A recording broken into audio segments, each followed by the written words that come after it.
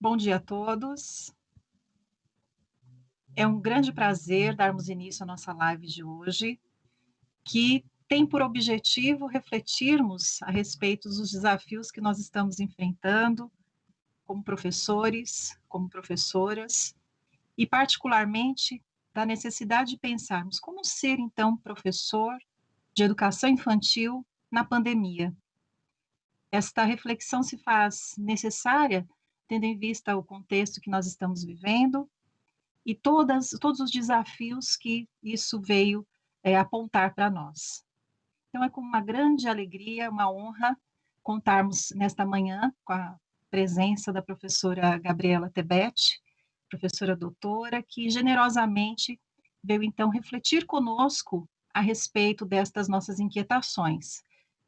É importante nós contextualizarmos, né, que nosso território, aqui na divisão pedagógica, né, no território da DRE Campo Limpo, vem há algum tempo pensando sobre esses desafios. E não pararemos hoje, né? Nós estamos, então, dentro de um ciclo de encontros formativos que terão por objetivo fazer, então, esta aproximação entre os educadores que atuam diretamente nas unidades e pesquisadores, estudiosos, que também, como educadores da infância, trazem contribuições para esse debate. Eu sou Elizabeth Martins da Fonseca, trabalho no Núcleo de Educação Infantil da DIPED, da DRE Campo Limpo, da Divisão Pedagógica da DRE Campo Limpo. Estou desde 2017 nesse trabalho mais intensivo em relação à educação infantil aqui no nosso território, junto com outras colegas formadoras como eu, como as professoras Ketiene, Lorena, Luana, que estarão nos acompanhando nos trabalhos de hoje.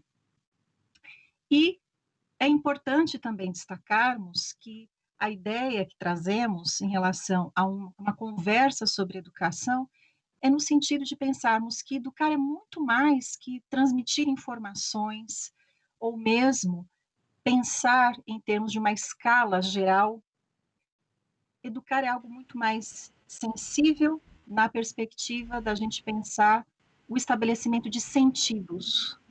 Então, como estabelecer sentidos para o nosso trabalho hoje, face a tantos desafios? Sem perdermos a ideia de que a criança é um ser plural, um ser aberto para estas aprendizagens.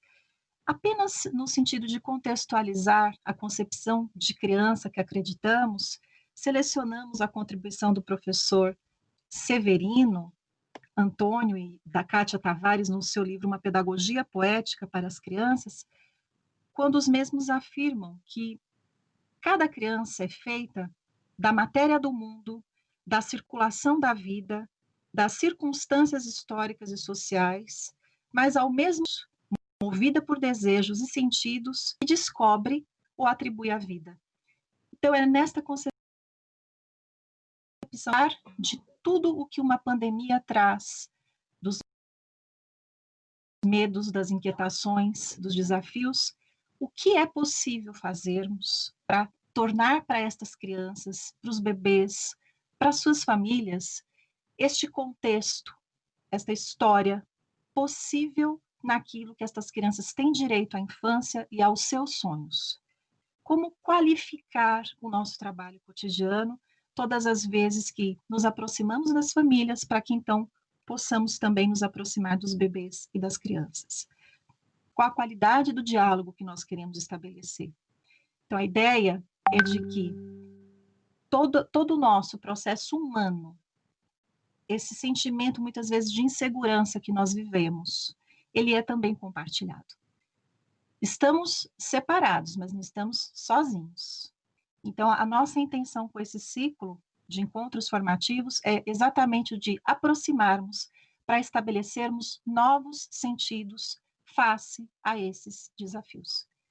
E para isso, é preciso estarmos unidos no sentido de uma empatia, que é a compreensão de que estamos todos vivendo uma situação nova, inclusive aprendendo muita coisa, especialmente com relação à tecnologia, para que então possamos ter essa reflexão, este debate. Então, generosamente, eu também agradeço a contribuição do senhor Paulo Tebet, que está nos acompanhando neste processo, nos dando também esse trabalho em termos de infra e estrutura tecnológica, para que qualifiquemos esse nosso diálogo.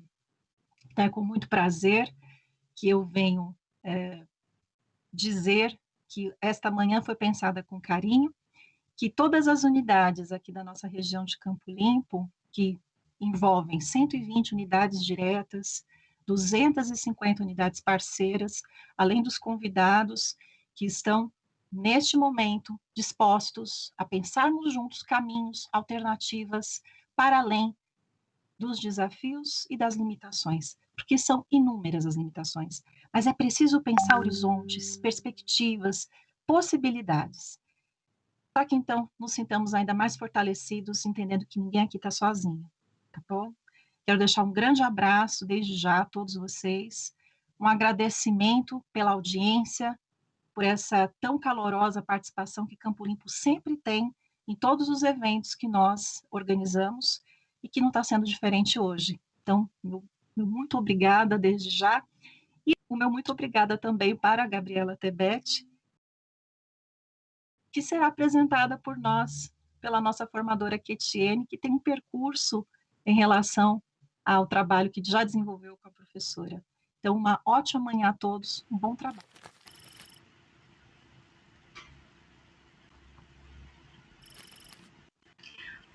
Olá, bom dia para todos, para todas. É uma grande alegria estar aqui com vocês.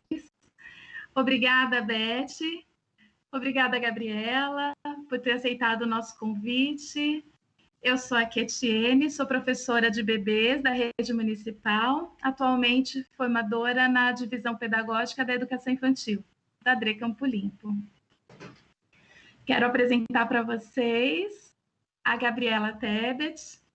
Ela é professora da Unicamp, pesquisadora de bebês, de crianças, da infância e de políticas públicas para a educação infantil. A Gabriela é coordenadora do grupo de pesquisa Bebê e Educação, autora de diversos artigos, livros que falam sobre os bebês, a infância. A sua última publicação é esse livro Estudos de Bebês, o diálogo com a sociologia. E eu gostaria de contar para vocês que ela também foi professora de bebês e diretora das creches municipais de São Carlos entre os anos de 2004 e 2014. E agora eu quero contar uma história pessoal para vocês, minha com a Gabi. Eu trabalhava numa creche universitária em São Carlos e dividia um grupo com uma parceira, né, de períodos, que é a professora Clau, professora muito querida, Cláudia Fragelli. E ela compartilhava uma sala na prefeitura com a Gabriela em períodos opostos, exatamente como acontecia comigo. E tinha uma fala muito presente da Clau, que dizia assim: você precisa conhecer a Gabriela. E quando ela chegava na prefeitura, ela dizia: você precisa conhecer a Keti. Mas por N motivos, por conta dos estudos, dos nossos trabalhos, esse encontro promovido pela Clau nunca foi possível. Mas um dia, eu com minhas filhas ainda pequenas, decidi um sábado pela manhã ir ao SESC e levei um livro para que pudesse fazer algumas leituras. Eu estava me preparando para um concurso e esse livro era sobre sociologia da infância. Coincidentemente, a Gabriela, mãe do Matheus também, decidiu esse dia ir passear no SESC. E enquanto as crianças brincavam, as minhas, eu estava lendo aquele livro e a Gabriela se aproximou, sentou ao meu lado num sofá que ficava perto de uma área de brincar e me perguntou por que eu estava lendo aquele livro, né? Quais eram os meus interesses. Eu não sabia que estava falando com a Gabriela, não sabia quais eram os temas de pesquisa dela, não sabia nem que ela era pesquisadora, muito menos da sociologia da infância. E aí eu começo a lançar algumas percepções pessoais, daquelas leituras ainda muito iniciais, e a Gabi, generosamente, como uma excelente pesquisadora, elabora ali naquele momento uma pesquisa muito genuína comigo, de tentar descobrir o que uma pessoa que está começando a ler deve ter acabado de defender nesse período, em 2013, eu estava sobre sociologia da infância, acreditava sobre o que estava lendo. E aí ela precisou se despedir, depois daquela conversa, aquelas partilhas todas sobre as dificuldades de sermos mães, trabalhadoras, né? Anota aí meu telefone, caso você precise de ajuda. E eu anotei, ela disse assim, meu nome é Gabriela, mas pode colocar Gabi.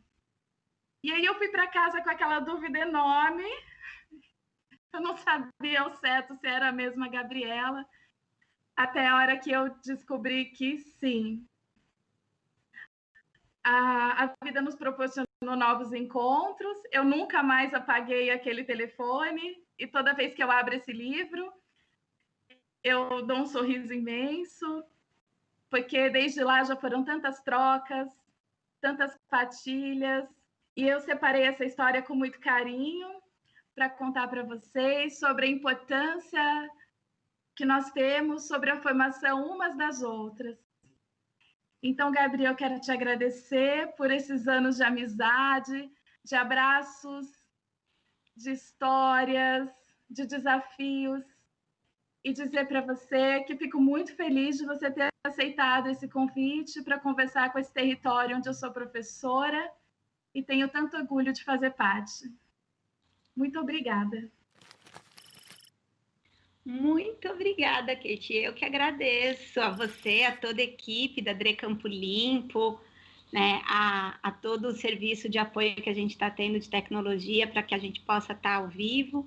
É um prazer imenso estar aqui com vocês. A gente está com mais de 1000 pessoas ao vivo assistindo agora. É para mim uma alegria, uma honra imensa, né? Essa minha primeira live ao vivo no meu canal. É muito bacana, um prazer enorme estar aqui com vocês. E como vocês viram, eu realmente adoro conversar sobre o trabalho na educação infantil, pensar as questões relativas às crianças, à infância. Imagina uma louca parar uma desconhecida no SESC, porque ela está com um livro de sociologia da infância. Falar, você está lendo esse livro, que legal, o que você está achando e tal. Porque realmente gosto bastante de conversar sobre o meu trabalho, sobre as crianças, sobre a educação infantil. Acho que a gente tem sempre muito a aprender conversando uns com os outros. Bom, e poder estar aqui hoje com todos vocês, é um grande prazer. Eu tenho certeza que a gente vai ter trocas bastante importantes para construir juntas e juntos ideias, estratégias de como passar por esse período tão maluco que estamos vivendo, como superar essas dificuldades e nos reinventar nesse novo contexto de vida, nesse novo contexto de educação, que nem de longe se parece com aquilo que a gente estava acostumado a viver.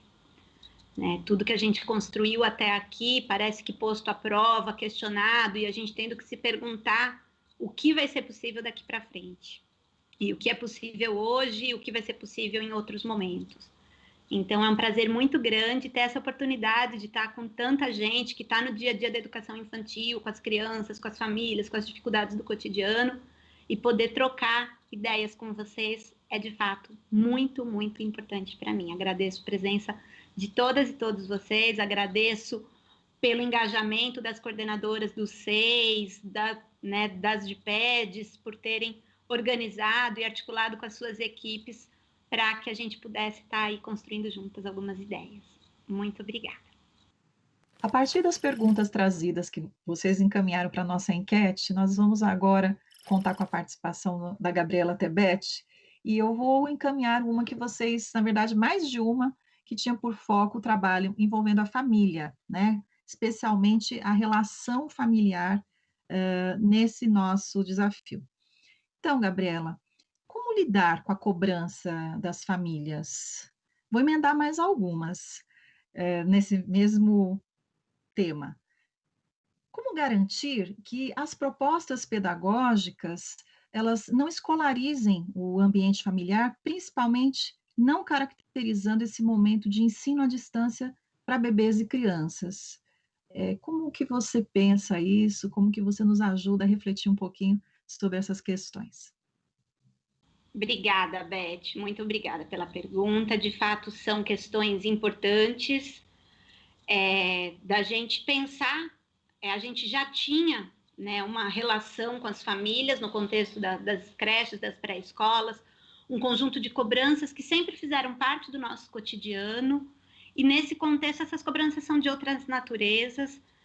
A gente entender que as famílias estão vivendo também um momento bastante distinto do que se vivia antes. Tem sido muito difícil, né, organizar essa nova rotina, esse novo espaço doméstico em que todos os membros da família estão o dia inteiro dentro de casa, cada um com seus horários de trabalho, de escola, tendo que cuidar da comida, da limpeza da casa, para a gente poder se resguardar do ponto de vista da saúde, ter contato com o mínimo de gente possível. Então, tudo muda nesse contexto. E as famílias estão se sentindo cobradas em relação às demandas das escolas. Né, a gente tem também sido um ponto de conforto para algumas famílias, mas para outras a gente tem sido um fator de estresse.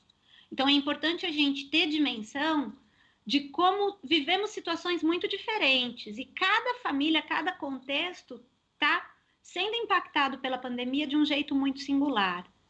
Então, ao mesmo tempo que para algumas famílias elas querem ideias de como brincar, estimular, educar, né, atuar no desenvolvimento das suas crianças, dos seus bebês em casa, tem outras famílias que tudo que elas estão querendo é 10 minutos de respiro e paz para poder, né, recuperar energia para enfrentar todos os desafios. A gente tem famílias que têm espaço físico e condições de ter ali um computador, um celular, uma internet razoável para participar de atividades escolares e atividades profissionais. A gente tem famílias em que você tem um computador ou não tem computador, você tem um celular que é compartilhado por 5, 6 pessoas.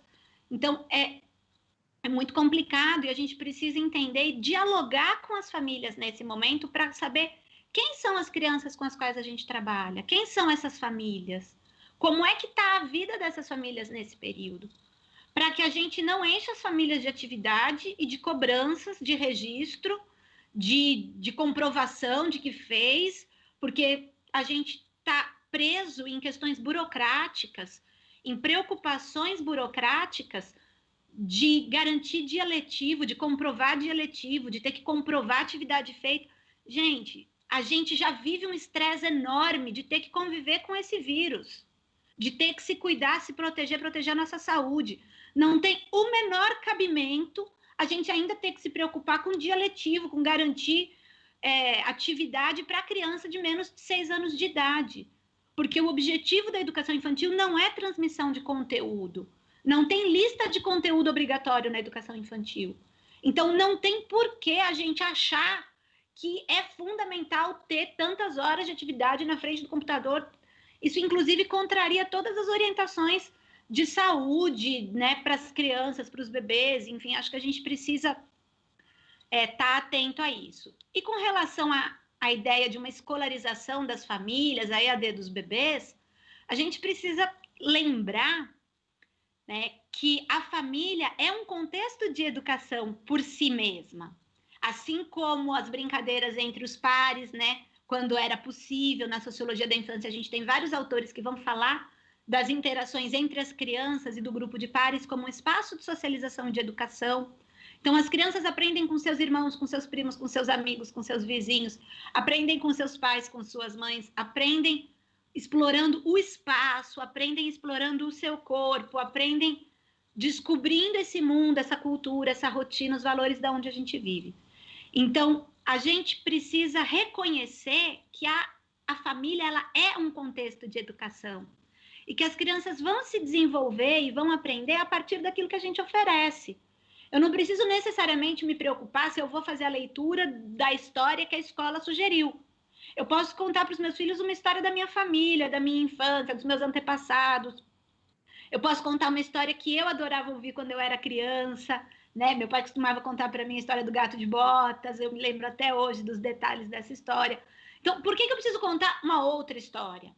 Agora, receber das famílias, da escola, sugestões de leitura, sugestões de brincadeiras, é um alívio para quem já não tem mais criatividade. Professores de educação infantil têm muito repertório, e a gente pode compartilhar esse repertório com as famílias, isso é muito bacana, mas sem escolarizar a família. A educação infantil ela é um espaço não doméstico de educação de crianças. No espaço doméstico é outra coisa que acontece.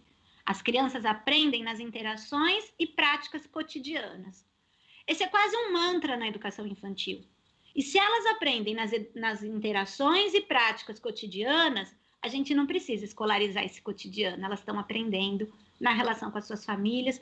E quanto menos estresse a gente der para as famílias, quanto menos cobrança, melhor a qualidade de vida de todo mundo nesse período. Obrigada, Kate. Bom dia. Obrigada a vocês, coordenadores, todos os profissionais da educação do nosso território, da DRE Campo Limpo, por estarem aqui conosco nesta manhã. Professora Gabriela Tebete, muito obrigada pela sua gentileza de estar aqui conversando conosco. Pegando um gancho nessa pergunta que vocês conversaram sobre a interação das famílias, nós estamos muito distantes da nossa prática presencial.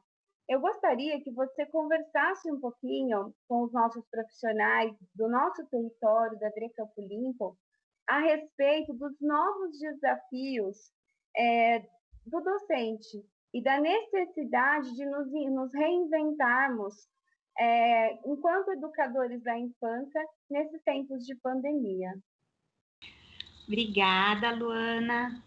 Acho que a primeira coisa para a gente pensar nos desafios da docência nesse período, né, e não são poucos os desafios, é a gente lembrar que nós, docentes, também estamos fazendo um trabalho do âmbito da nossa família, do âmbito da esfera privada, da nossa casa. Então, eu estou trabalhando, mas meu filho está aqui do lado, o almoço está ali esperando, né? Dependendo de quantas pessoas vivem nessa casa, né? A gente tem cada professora, cada profissional da educação infantil tem, nesse momento, enfrentado os desafios de pensar um conteúdo. Conteúdo? Não é para a gente pensar conteúdo, mas as pessoas estão insistindo para pensar conteúdos. Então, se a educação infantil não é um espaço de conteúdos, se a educação infantil é um espaço de interações e brincadeiras, se a educação infantil é um espaço de socialização, se a educação infantil é um espaço de desenvolvimento integral das crianças, isso tudo a gente sempre planejou, entendendo que o papel do profissional da educação infantil era de organizar os tempos, os espaços e os materiais, de atuar como um mediador das interações das crianças a partir de uma organização do espaço, dos materiais e das rotinas que fosse instigadora, provocativa e que, né, trouxesse ali novos desafios para os bebês e para as crianças. Nada disso é possível mais nesse momento. Quer dizer, eu não vou organizar o espaço da casa do bebê, eu não tenho como levar esses materiais para a casa dos bebês e nem, né, e é perigoso a gente estar fazendo esse contato. Eu sei que tem professoras que têm, com a maior das boas vontades, se preocupado em levar a atividade na casa das crianças, mas isso é um risco que a gente não deveria estar correndo e nem colocando as famílias nesse risco. Então, a gente precisa lembrar que fique em casa significa fica em casa, não significa leve na casa dos outros material. Então, fica em casa. Vamos evitar que esse vírus circule, vamos evitar que esse vírus seja transmitido. E para isso, a gente tem que repensar o que pode ser a docência nesse período. Porque se eu não vou fazer conteúdo, se eu não vou levar atividade na casa das crianças, se eu não vou organizar o tempo, se eu não vou organizar o espaço, malemar a rotina, porque se eu tiver um pouco de noção, eu vou entender que as famílias estão vivendo aí novos arranjos, novas dinâmicas familiares, e que é muito complicado querer que todos os alunos estejam ao mesmo tempo na frente do computador, né? A gente não pode ter essa proposta, nem no ensino superior. Então, quando eu trabalho com os meus estudantes, nas disciplinas da Unicamp, eu entendo que uma parte vai conseguir estar online, mas a outra parte não vai conseguir estar online, e a gente tem que pensar como é que eu dou conta de acolher todo mundo, toda a turma, com uma parte síncrona e outra assíncrona. Agora, na educação infantil, que não tem aluno, não tem conteúdo, eu não preciso estar todo mundo junto ao mesmo tempo. Né? E aí pensar que a gente tem aí as orientações, por exemplo, da Associação Nacional de Pediatria, que com menos de 2 anos não é para ter exposição a telas, nem de forma passiva. Né? Quando a gente fala de atividade remota, a gente está falando de uma recepção passiva de conteúdo. E não é esse a proposta da educação infantil. A proposta é de um brincar ativo, a proposta é de uma construção de conhecimento, a partir de uma concepção de que a criança, nas interações e brincadeiras, produz conhecimento, interroga o mundo em que vive, né, questiona, imagina, fantasia, né, tal como está escrito lá na definição de criança das diretrizes curriculares para a educação infantil. Então, se a gente entende essa criança desse jeito, o que é possível como professora para bebês? Se não é para fazer à distância, se não é para fazer remoto. Para as crianças mais velhas, eu vou fazer alguma coisa remota? Não vou fazer? Eu tenho obrigação de fazer porque a escola que eu trabalho exige? Ou a gente está entendendo que esse período é um período de cuidado, de estar junto, de respirar, de cuidar da nossa saúde? Bom, então a gente como profissionais está tendo que cuidar das demandas da casa, das demandas da família, das demandas profissionais e com uma pressão extra que é da tecnologia. Né? A gente está aqui conseguindo fazer essa live, mas foi um sufoco. A gente precisou fazer 1000 ensaios, organizar as meninas, né, todas as DPEDs aí durante o final de semana, a gente pensando, repassando, com apoio, né, de uma empresa especializada que está aqui mediando tudo. Então, como é que a gente precisa desse suporte? Eu não sei fazer isso que nós estamos fazendo sozinhos. Não consigo sozinha colocar bonitinho desse jeito uma live no ar. E todo mundo que estava na educação infantil também tem dificuldades, também tem limitações, seja de horário para trabalhar, seja de infraestrutura, de computador, de conhecimento de tecnologia. Então, a gente, para poder sobreviver como docentes, com um pouco mais de saúde mental e emocional, é fundamental que a gente esteja mais junto, que a gente faça um trabalho coletivo, que a gente se ajude, que a gente se exponha, que a gente apresente os nossos limites e diga, gente, nesse horário eu tenho que fazer comida para as crianças. Gente, nesse horário meu filho está na videoaula. Eu consigo tal horário. Porque tem uma colega que pode de manhã, de repente eu só passo à tarde. Será que a gente não pode dividir o trabalho de um jeito melhor para todo mundo? Será que todo mundo tem que estar junto ao mesmo tempo? Né? Então, como é que a gente pode ser mais parceiro nesse momento? Porque já chega o vírus para deixar a gente louca. Acho que é isso.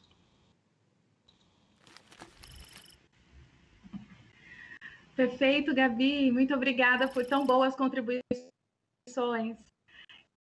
A Lorena e a Luana, nossas DPEDs também no território, estão acompanhando aqui o nosso chat e diversas professoras concordando, agradecendo a sua fala e fazendo colocações importantes, como a professora Márcia Lopes, preocupada mesmo com esse processo de escolarização e sobrecarga das famílias. A professora Juscelia faz um comentário bem interessante, dizendo que ficou bastante preocupada com a devolutiva de uma família e de práticas equivocadas com o bebê de 1 ano, a família tentando que o bebê reconhecesse, compreendesse que cada objeto iniciava com uma letra. Então, a sua fala vem ao encontro do que nós também acreditamos como educação infantil, do quanto ainda nós precisamos avançar nas políticas públicas, né, para garantir melhores condições de trabalho, formações específicas para a tecnologia, na formação de professores, mas também de conseguirmos alinharmos essas propostas da educação infantil conforme dizem as nossas diretrizes curriculares e o currículo da cidade de São Paulo. Obrigada. Aqui no tópico 3, foram levantadas muitas questões sobre o cuidar e o educar. Então, eu gostaria, professora Gabriela, que você falasse um pouquinho para a gente dessa relação da educação e do assistencialismo, que tem ficado tão evidente nessas situações de extrema vulnerabilidade que algumas unidades têm passado. Olá, obrigada, Lorena. Essa questão do cuidar e educar, né? Dessa indissociabilidade entre cuidar e educar é muito importante. E isso tem relação com o comentário que fizeram aqui no chat do YouTube agora, né, que a Ketiene leu para a gente, de como a gente tem tido práticas equivocadas de algumas pessoas, né, com propostas de vídeo para bebês, de atividades. Gente, os bebês, eles estão vivendo uma relação de descoberta de si, de descoberta do mundo. É muito complicado a gente querer achar que esse bebê vai ver uma imagem na tela de um computador, de um tablet, de um celular, seja lá de onde for, vai reconhecer uma profissional com quem ele conviveu tão pouco tempo. A gente precisa largar esse adultocentrismo, largar de lado esse, né, egocentrismo até nosso, de achar que nós somos tão importantes. Nós não temos essa importância toda para os bebês nesse período em que eles não estão conosco. Nós somos fundamentais quando estamos juntos. Mas agora, assim, à distância, o apoio que a gente pode dar é para as famílias, um acolhimento de como, né, tá junto, de como buscar estratégias de, né, para se sentir melhor nesse período, para dar melhores condições de vida para os bebês nesse período. Mas, de fato, oferecer uma atividade para os bebês ali é muito complicado nessa ideia de atividade síncrona remota que a gente tem.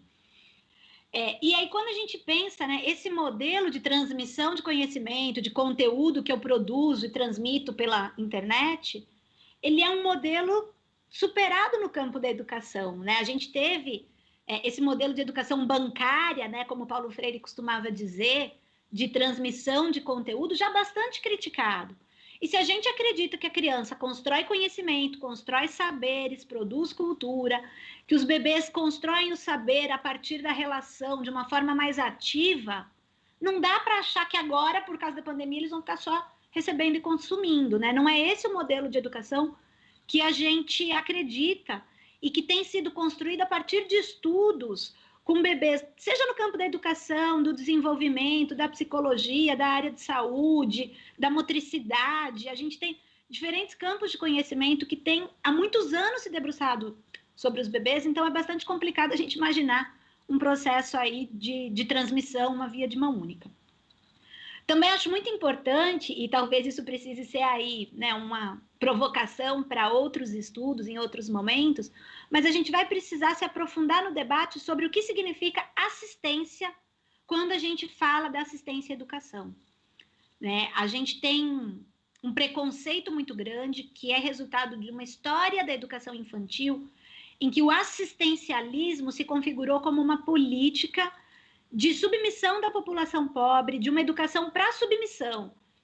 Né? O Kuhlman Jr. tem um texto muito bacana sobre isso, Currículo e Educação Infantil, no livro Educação Infantil pós-LDB. E nesse texto, o Kuhlman Jr. ele apresenta de um modo muito bonito como essa polarização, como se a assistência fosse o mal e a educação fosse o bem, ela é muito prejudicial para a educação, porque, de fato, seja as creches em 1970, seja os 6 de 2018, seja creche ou pré-escola, todas as instituições de educação infantil, elas congregam os caráteres de assistência e educação. A gente oferece para as crianças assistência e educação. A gente cuida e educa de modo indissociável. O que a gente não pode aceitar é uma política assistencialista que se volta para uma única parcela da população com o objetivo de educar para a submissão.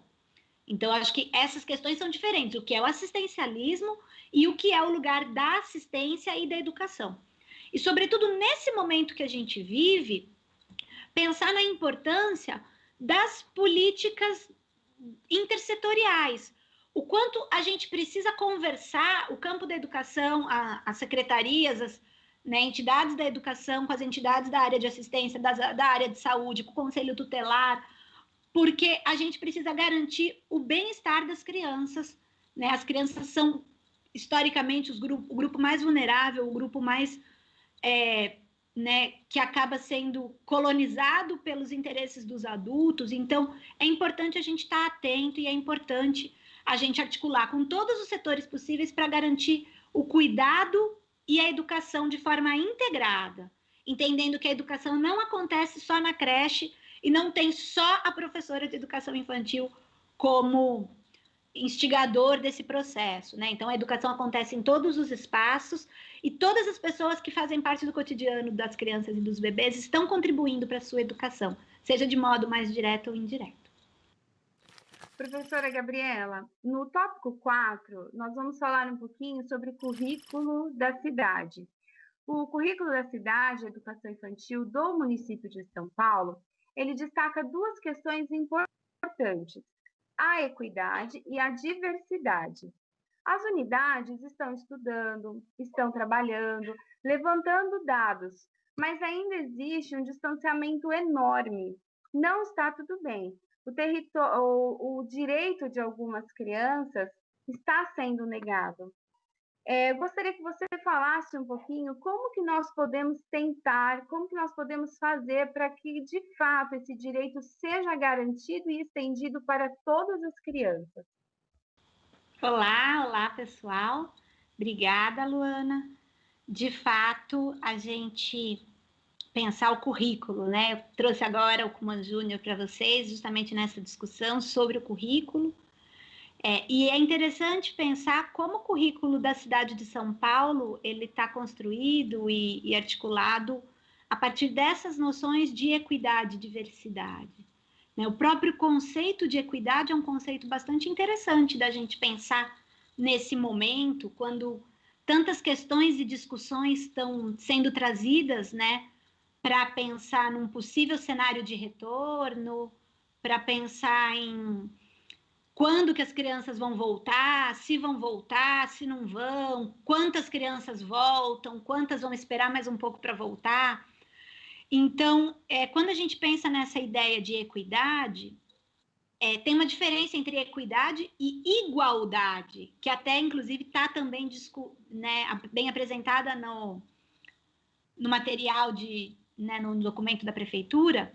Mas quando eu falo de igualdade, significa todas as crianças estão recebendo a mesma coisa. Todas as crianças vão ter iguais condições de acesso, todas as crianças vão ter igual oferta de atividades ou oferta de propostas educativas. Quando eu falo de equidade, eu estou falando de justiça social. Então, eu acredito que muitos de vocês... Nossa, estamos com 1.700 pessoas, né? Acredito que muitos de vocês tenha já visto nas redes sociais uma imagem bastante significativa, né, fazendo essa diferença entre igualdade e equidade, porque se eu tenho 3 pessoas com alturas diferentes querendo assistir algo por cima de uma cerca e dou uma caixa para cada uma delas, eu estou trabalhando dentro da noção de igualdade. Todas as crianças têm direito a uma caixa e todo mundo vai ganhar uma caixa. Mas a criança menor, a criança que é mais baixa, com uma caixa não alcança o que ela deveria alcançar. Enquanto a criança mais alta já alcançava sem caixa nenhuma. Então, quando a gente fala de equidade como um princípio da educação, eu estou dizendo que, às vezes, eu não vou oferecer de forma igual para todos, mas que, em alguns momentos, pode ser necessário fazer uma oferta diferenciada para poder justamente suprir essas desigualdades sociais e oferecer condições de justiça social. Então, essa discussão é muito importante nesse momento. E aí a gente pode lembrar da história do Miguel em Recife, né, que teve aquela tragédia horrorosa, porque a sua mãe não teve o isolamento social respeitado, né, a sua patroa a convocou para o trabalho e ela precisou ir e não tinha com quem deixar o Miguel e levou junto. E esse menino acaba sofrendo aquele acidente horroroso. A gente tem outras situações de famílias e de crianças que estão em situações de muita vulnerabilidade, de muito, né, de fome, ou de condições de não poder tomar um sol, de saúde. Então, como é que a gente vai lidar com essas desigualdades sociais que existem para fora da escola, para fora da creche, da pré-escola, quando eu penso nas políticas de retorno?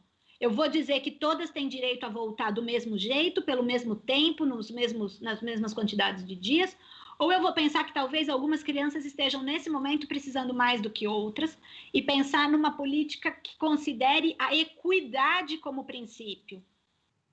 E de que modo eu faço isso, garantindo também o direito das outras crianças, que ainda que tenham melhores condições em casa, também não aguentam mais ficar em casa, querem sair, querem voltar para a escola. Como é que a gente vai lidar com os interesses das crianças que não aguentam mais, que querem ir para a creche, para a pré-escola, que querem sair de casa um pouco, que querem poder brincar num parquinho, e a preocupação com a saúde dessas crianças? Ou a saúde daquelas crianças que não têm a opção de ficar em casa? Como é que vai ser, né? Como é que a gente vai pensar nesses critérios? Essas perguntas são muito importantes da gente pensar juntas, porque a vida das famílias não tem sido iguais, né? Todo mundo hoje tem estado muito mais sensível e atento, a gente se mobiliza e luta, diz que vidas negras importam, mas a gente precisa entender que as vidas negras estão sendo muito distintas das vidas brancas da elite. E pensar numa política de retorno precisa ser pensado com equidade e não a partir da noção de igualdade, porque a noção de igualdade aqui ela vai só aprofundar as desigualdades e as injustiças. No tópico 5, nós temos uma pergunta que é muito recorrente. E aí eu queria, professora Gabriela, que você falasse para a gente. Então, afinal, o que a gente propõe para os bebês? Muito bem. Então, o que fazer com os bebês na creche? Essa pergunta que a gente, né, se faz. É importante a gente pensar, dividir essa pergunta em duas questões importantes que fazem parte da pergunta em si. Quando a gente se pergunta o que fazer com os bebês nesse período, né? O que fazer, quem vai fazer e aonde vai fazer? Essas são duas perguntas importantes. Quem vai fazer o processo de educação dos bebês nesse período? A família ou as profissionais e os profissionais da educação infantil? Porque para responder essa pergunta pensando o que as professoras e professores podem fazer na educação dos bebês nesse período, a resposta é uma. É muito pouco em termos de relação direta com os bebês. Os bebês não estão precisando das suas professoras nesse momento.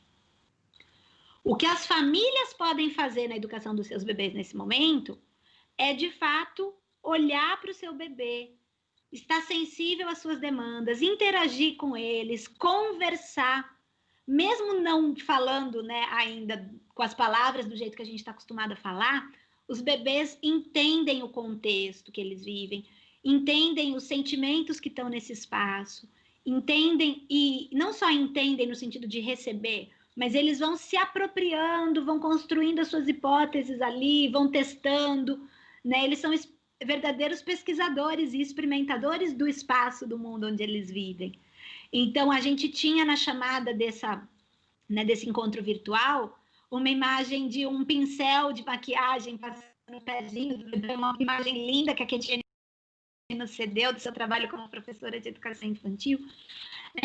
É isso, a gente está fazendo essa exploração sensorial, a gente está brincando com os sons, com a melodia de uma música, a gente está transmitindo esse sentimento de amor, de acolhimento que os bebês precisam.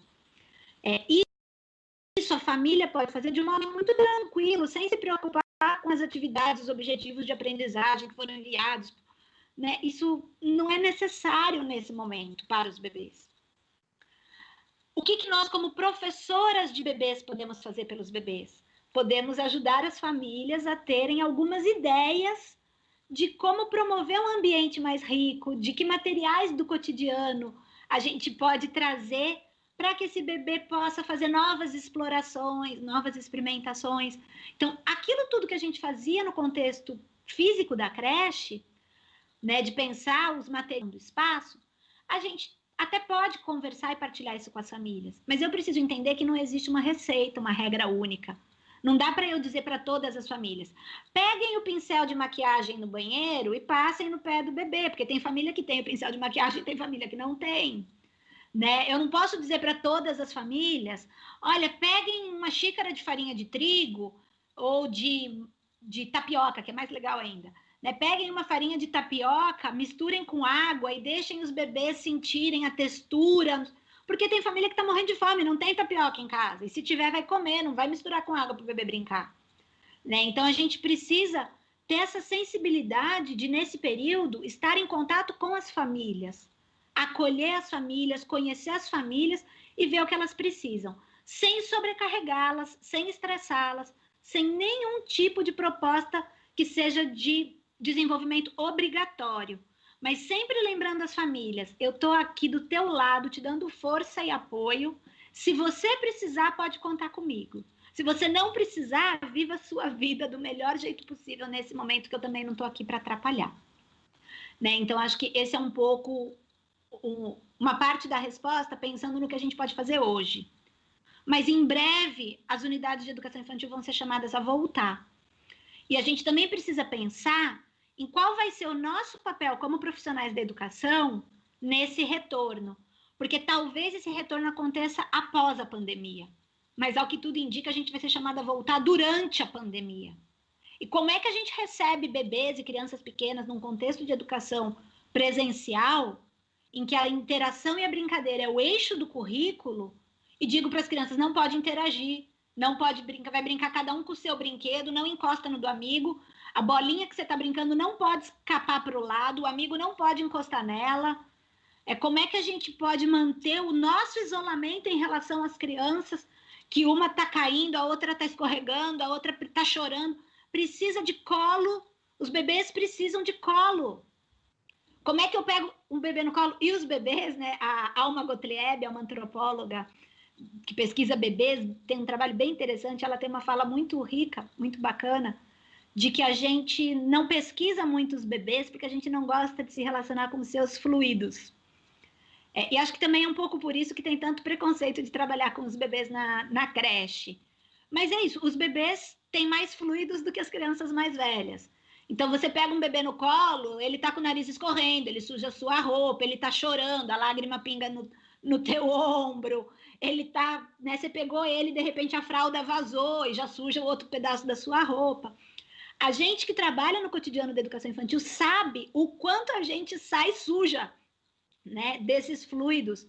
Agora, você pensa que você pega um bebê no colo e esse bebê tá com o nariz escorrendo, te suja aqui, daqui a pouco outro bebê tá caindo, não vai dar tempo de lavar a mão, desinfetar com álcool gel e trocar de roupa antes de pegar outro bebê. E como é que eu vou sair correndo daqui para acudir o outro bebê sem colocar em risco? Porque esses bebês, por mais que eles tenham a gente tenha pouca taxa de criança pequena sendo contaminada com Covid, a gente tem também crianças pequenas e bebês morrendo de Covid. E mais do que isso, justamente porque a maioria não manifesta os sintomas, eles podem se contaminar aqui com um vírus que um bebê deixou na minha roupa e depois eu precisei pegar o outro no colo e um passou para o outro. Ele não vai manifestar sintoma e ele contamina a família dele inteira. Então, é muito perigoso a gente pensar em receber os bebês sem, de fato, ter segurança de como é que isso vai ser possível.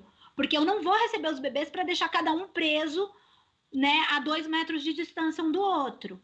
E eu também não posso receber os bebês, botar todos eles no chão para eles interagirem e brincarem com uma caixa de brinquedo comum, como se nada tivesse acontecendo.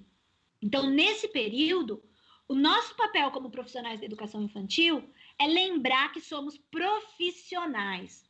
E como profissionais da educação infantil, a gente precisa estar o tempo todo estudando, lendo a legislação, formações continuadas são super importantes, a formação inicial também é super importante, mas a gente aprende, assim como as crianças aprendem no cotidiano, nós também aprendemos.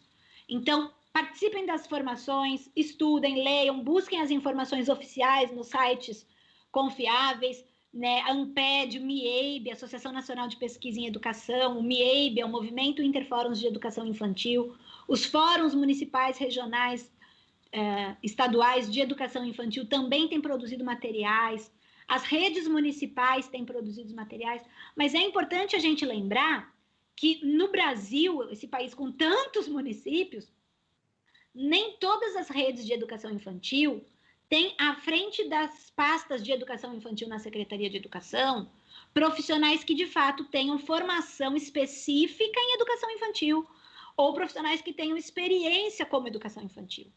E a gente precisa tomar muito cuidado, porque não é o fato de que uma pessoa ocupa um determinado cargo que ela tenha conhecimento suficiente para esse debate. Eu sei que a rede de São Paulo é uma rede muito grande, tem muitas profissionais com excelente formação e muita experiência, né? Tem aí parcerias com a USP e a UFSCar Sorocaba, enfim, que está sempre contribuindo na formação da equipe. Mas se a gente pensar nas cidades pequenas do interior, não tem formação específica para a educação infantil. E a gente tem, sim, pessoas sem essa formação sendo responsáveis pelas políticas do município. Então, é importante ouvir quem sabe, é importante ouvir quem de fato entende de educação infantil. É importante ouvir as professoras e os professores e as famílias para saber o que é viável nesse período. E é importante que quem é profissional da educação infantil estude muito nesse período. Porque já que eu não vou poder ficar fazendo interação com as crianças, vamos investir esse tempo de trabalho em formação, em planejamento de como é que vai ser possível esse retorno, porque não é simples, não é uma simples adaptação. E a gente vai precisar pensar juntos. Então, se em tempos normais, se em tempos pré-pandemia, a gente tinha uma jornada de trabalho, né, como diz a lei do piso, de 2/3 com criança e 1/3 sem criança, talvez a gente precise repensar essa jornada durante a pandemia, para que a gente possa ter 80% da interação sem criança e 20% da interação com as famílias, ou qualquer outra proporção que o Conselho Municipal de Educação, com as equipes e a população puderem pensar juntos. É importante a gente ter essa relação com as famílias, mas é muito importante que a gente possa ter um trabalho coletivo de formação, de estudo, de trocas, porque a gente também aprende no diálogo com as nossas colegas, com os nossos colegas, ouvindo as famílias, para que a gente possa ter boas ideias. Não vai ser fácil, mas se a gente estiver junto, vai ser menos difícil. Acho que é um pouco isso, e a gente precisa lembrar de pensar no bem-estar dos bebês e das crianças. É neles que a gente tem que pensar nesse momento.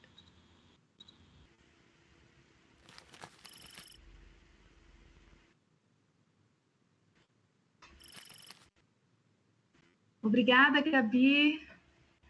Excelentes contribuições. Acredito que o nosso território esteja aqui fervilhando. Nós estamos acompanhando o chat, muitas pessoas elogiando a sua fala, colocando novas questões, algumas que você já respondeu durante aí a nossa live. Mas acho importante deixar para você o destacado que a Leila, uma das nossas participantes, está pedindo para que você compartilhe as referências depois, as referências que você utilizou na live. Quero deixar um recado para as nossas equipes, para os nossos convidados aqui. Estamos disponibilizando um link para quem tiver interesse, se inscrever na lista da professora Gabriela para receber novos conteúdos, informações de novas publicações. Nós vamos ficar por mais um tempo.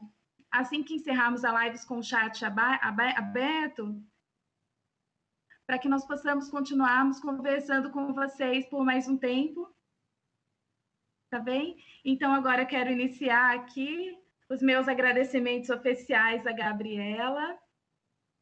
Gabriela, muito obrigada por tão importantes considerações a respeito do trabalho com os bebês, da educação infantil, dos desafios que nós enfrentamos nesse momento de isolamento social.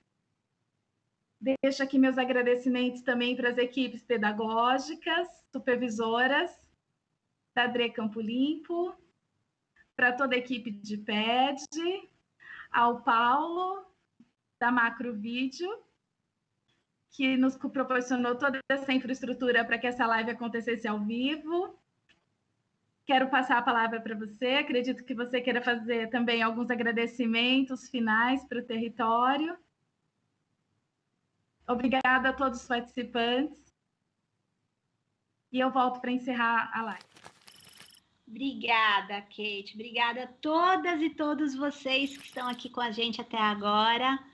É uma alegria, uma emoção estar aqui. Estou vendo aqui no chat do YouTube vários comentários. E eu queria só destacar uma questão que eu não tinha dito antes, e eu vi aqui nos comentários, e acho também bastante importante. Nesse planejamento que a gente vai ter que fazer juntos para esse possível retorno, é importante que a gente esteja em diálogo também com os conselhos tutelares, com as promotorias, né, da criança e da infância, que a Secretaria de Educação pense muito bem nos dispositivos legais que vão ser publicados para regulamentar, porque a gente tem muitas famílias angustiadas do tipo, eu não quero levar meu filho de volta para a creche esse ano, mas se a creche voltar, é obrigatório? Se eu não levar, eu perco a vaga? Daí no ano que vem eu vou ter que ficar na fila de espera? Ou eu perco Bolsa Família, porque a educação a partir de 4 anos é obrigatório, e daí se não estiver frequentando, eu posso ter sanções?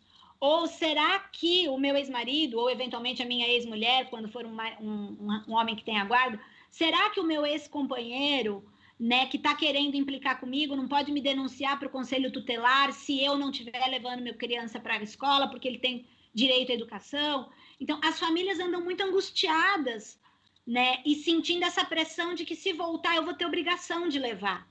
É muito importante que a gente pense, né, nesse diálogo com cada família e entenda que algumas famílias desejam e precisam do retorno, mas outras famílias não querem voltar de jeito nenhum. E quando a gente diz que isso é uma opção da família, a gente precisa dizer também quais são as implicações, ou deixar claro que não haverá implicações, né? Que não vai perder a guarda da criança, que não vai ser processado, que não vai perder a vaga, enfim. São questões bastante importantes de serem pensadas juntas, e é por isso que é tão importante a gente estar coletivamente nesses espaços, lembrando de cada questão que precisa ser considerada para que a gente possa produzir, de fato, uma proposta de retorno que atenda a maior quantidade de necessidades, das singularidades das famílias, né? Acho que isso é bastante importante, e dizer que eu, particularmente, espero que esse retorno demore muito para acontecer, que ao invés de ficar discutindo sobre quando que a gente retorna, que a gente possa pensar em políticas trabalhistas que digam, quem tem filho pequeno está dispensado do trabalho durante alguns meses, ou quem tem filho pequeno vai fazer trabalho à distância com uma carga horária adaptável, ou algo do tipo. Não dá para achar que as creches são a única forma de garantir que as pessoas voltem a trabalhar, porque talvez nesse momento que a gente precise lutar para que elas não precisem voltar a trabalhar. Muito obrigada a todas e todos. Foi muito bom estar com vocês aqui hoje de manhã.